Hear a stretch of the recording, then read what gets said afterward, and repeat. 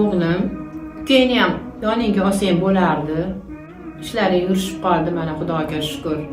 Nima deganingizni ona tushunmadim men. O'zi yaqinda ko'tarildim.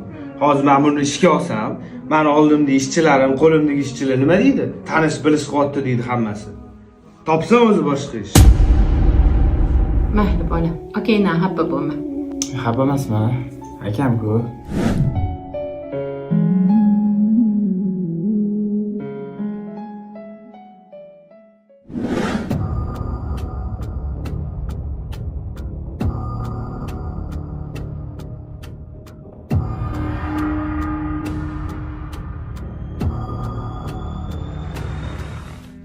Bolam, choy ich. Rahmat. Aka, shkafga pul qo'yib qo'ydim. Ko'rmadingizmi? Tushunmadim, nima deganing bu? Mendan gumon ko'ryapsanmi? Sen 1 yilda topadigan pulingni men 3 kunda o'ynab kulib topib qo'yaman kerak bo'lsa.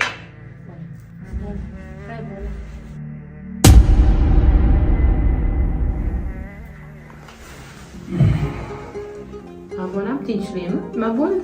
Shkafga pul qo'yib qo'ygandim. Xo'sh. Sani topolmayapman. Voy, u pulmidi bolam? Uni men oluvdim. Dorimga ishlataman deb ishlatib qo'ydim-ku bolam. Siz olganmidingiz? Mayli, sizga qo'ydim umr jo'nataman onamni. Voy bolam, men bilmabman-de. Senga aytaman deb esimdan chiqib qoldi, qara bolam.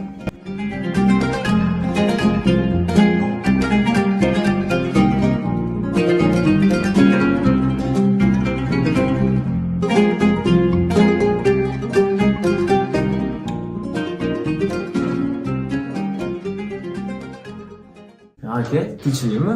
Ukam, meni kechir. Men bilmagandim pulni nimaga yig'ayotganingni.